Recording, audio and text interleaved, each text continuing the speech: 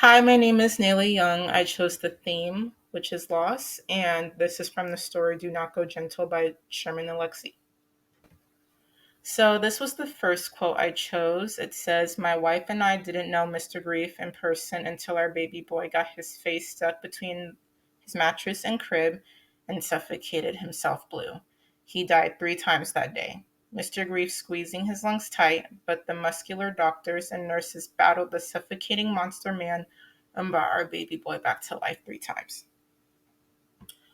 So this quote relates to the theme because the parents experienced firsthand on what it was like to lose their child, not only once but 3 times. I also felt like Mr. Grief was the representation of loss. Loss is the process of losing something or someone, and in this case, Mr. Grief was a certain presence or spirit behind the scenes, making the loss of their son a reality and giving the parents a very hard time in grieving. As you read the story, it's written as if the parents are in this ongoing battle with Mr. Grief, doing everything in their power to make sure that he doesn't win. I chose this picture to the right because I felt like the hand touching the baby represents Mr. Grief keeping his spirit alive in the baby, especially when the quote says that he squeezed his lungs tight, but thankfully to the doctors, they fought him off just in time. So this was the second quote I chose. This one was pretty brief, but it says Mr. Grief was a billionaire. He could afford to check on our baby every 6 hours, but every 6 hours, my wife and I cussed him out and set him running. So I felt like this related to loss because not only were the parents experiencing potential loss in their son, but loss in money. When it comes to these heartbreaking stories, I feel like some readers can lose sight on the financial burden that this brings to families. In this story, Alexi said that their son was hooked up to $1 million worth of machines, that pooped, peed, and ate for their son. During that time, aunts, uncles, fathers, and mothers, family in general, loaned them money for help, which is why Mr. Grief is called a billionaire because the cost of these machines represent him stealing money from the pockets of the parents and the rest of the family because of the coma he is holding over their son. I chose the picture because I feel like the shadow in the lower right hand corner represents Mr. Grief getting ready to steal their last dollar due to something their son might need to save his life. So this was the third quote I chose. It says, "One night while I guarded over our baby boy, my wife wrapped her braids into a thick work clothes and snaked up on Mr. Grief in the hallway and beat him severely about the head and shoulders like she was Muhammad Ali."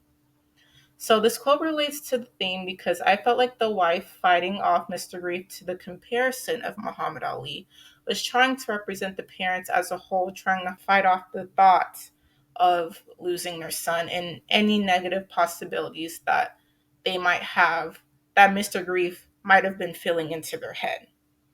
Mr. Grief was not only affecting their son, it was affecting their parents as well. And if it couldn't get to their son, the parents would be the next target. This also relates to what I mentioned earlier about the parents being in an ongoing battle with Mr. Grief, and the picture to the side represents the wife fighting off the shadow that haunts their son. So, the fourth quote I chose reads, "When you're hurting, it feels good to hurt somebody else, but you have to be careful. If you get addicted to pain causing, then you start hurting people who don't need hurting. If you turn into a pain delivering robot, then you start thinking everybody else looks like Mr. Grief and everybody deserves a beating." So this quote relates to the theme because I felt like it discussed something very relatable that probably everyone has experienced due to the loss of a loved one. It is true to an extent that it feels natural to take your pain out on someone else when you're hurting yourself. That's why I feel like it's important to take some time to heal from your wounds, just so you don't turn into a different person out of hurt and anger. There is a saying that sometimes a victim can turn into the abuser because one, they haven't healed from what truly hurts them, and they have their guard up because they're afraid of being hurt again, which relates to the quote when it says, "You start thinking everybody looks like Mr. Grief and everybody deserves a beating." Mr. Grief can be seen as a negative spirit, but he can also be seen as a loss, trauma, or emotions like hurt, pain, and anger, and the list goes on. So, this was the fifth quote that I chose, and it says, "One day, when my wife was crying, I swear I saw Mr. Grief hiding behind her eyes. So I yelled and screamed at her because it's more effective to yell when you're closer to your enemy, and I smelled her true scent. I knew it was only my wife inside my wife because she smelled like tenderness. And Mr. Grief smells like a porcupine rotting dead on the side of the road." So this quote relates to loss because when you are experiencing loss, sometimes you can feel like you are losing a part of yourself as well, which is why the husband saw Mr. Grief behind her eyes and knew it wasn't his wife because he compared her to a rotting porcupine when really she smelled like tenderness. That was her true scent. Not only do you feel like you're losing a part of yourself, but sometimes you tend to stop taking care of yourself. Um, you feel like a different person due to your hurt, sometimes to an extreme where others can notice, which is why the husband noticed. Overall, everyone copes with loss differently. But if you have experienced a loss, which I have as well, I could see where the husband was coming from. I also picked the picture to the right because I felt like the shadow behind the person represented Mr. Grief taking over the wife's body as far as her emotions and mental state. So this was the sixth quote that I chose, and it says, "My wife and I didn't even name our baby. We were Indians and didn't want to carry around too much hope. Hope eats your flesh like a spider bite." I felt like this quote relates to the theme because there's another saying that I'm sure you're familiar with, which is, "Don't get your hopes up." Usually, when you get your hopes up or put all of your eggs in one basket, it normally never goes as planned. The parents didn't want to risk getting their hopes up because they were probably already expecting for the worst to happen, or they didn't want to keep hope knowing that it was going to cost them their son's life, which is why hope is compared to a spider eating flesh. I use the picture to the right because spiders represent deadly consequences that can harm a human. The spider in this case represents Mr. Grief eating away at the parents' hope.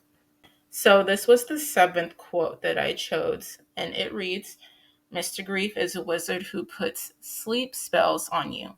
My wife spent more time sleeping than I did. I figure she was sadder because she carried our baby inside her womb and had memorized the way he moved." I felt like this quote relates to the theme because the idea of losing their son was clearly causing the wife to fall into a deep depression. Loss can result in depression, and due to depression, some of the side effects are sleeping, even oversleeping. The wife sleeping was most likely her way of coping to escape her reality of potentially losing her son. Not only that, mothers have an extremely close bond with their babies in the newborn stage, and in general, honestly, this is why things like postpartum depression happen, anxiety when they leave their child for a certain amount of time, because they have carried them inside their bodies themselves, like the quote said.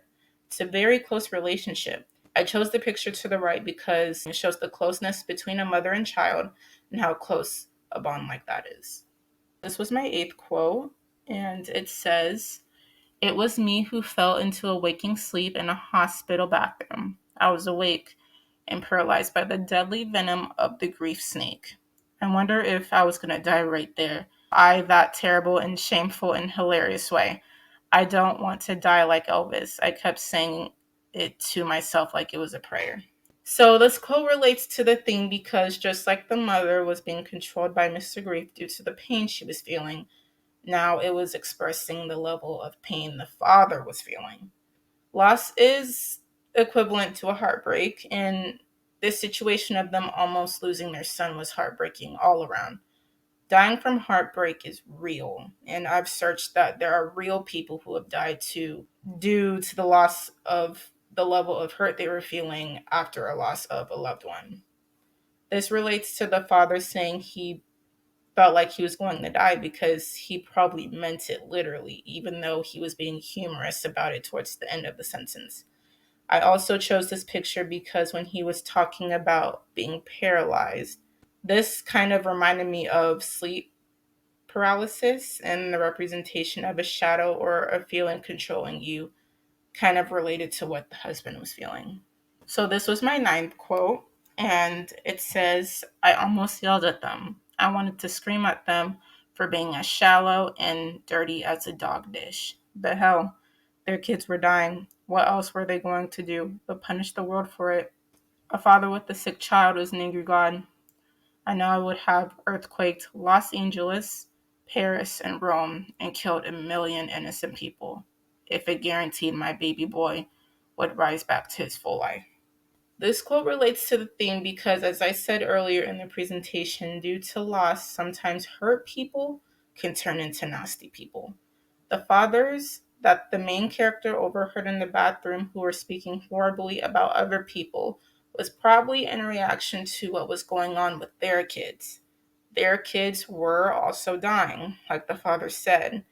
And he also said that a father with a sick child is an angry God because loss can bring out the absolute worst in a person, even though everyone handles grief differently. When the father said he would have earthquaked Los Angeles, Paris, and Rome, this relates to his saying of an angry God because loss can also create a narrative that they would bring everyone else down in order to bring back their most wanted desire into their lives. I also chose this photo because it shows a person who is trapped in the head of another person who seems fine, but what this really represents, like I said earlier, sometimes people who are mean and seem like they have everything figured out also deal with issues. So this was my 10th quote. And it says, pretty soon everyone was taking their turn casting spells with the chocolate thunder. Maybe it was blasphemous and maybe it was stupid and useless, but we all were sick and tired of waiting for our babies to die. We wanted our babies to live, and we were ready to try anything to help them live. Maybe some people can get by with quiet prayers, but I want to shout and scream and vibrate. So did plenty of other fathers and mothers in that sick room. This shows that everyone truly deals with loss differently. The parents' reality was that they were about to lose their son. Instead of sitting in the hospital, the father went out and made light of such a terrible situation. Even though Chocolate Thunder wasn't made for kids at all, in the end, the object in their prayers included help bring their son out of a coma. Like he said in the quote, it might have seemed odd to others, and no matter how odd or stupid it might have seemed, he and his wife were willing to do anything to save their son's life. And that's what they did. For the picture, I felt like this represented the quote when it said, but I wanted to shout and scream and vibrate. So did plenty of other fathers and mothers in that sick room. It shows a woman who seems okay on the outside when really she's breaking down on the inside. This shows that the parents were probably trying their hardest to be strong not only for their child, but for each other. But it was incredibly hard for them not to show how they really felt.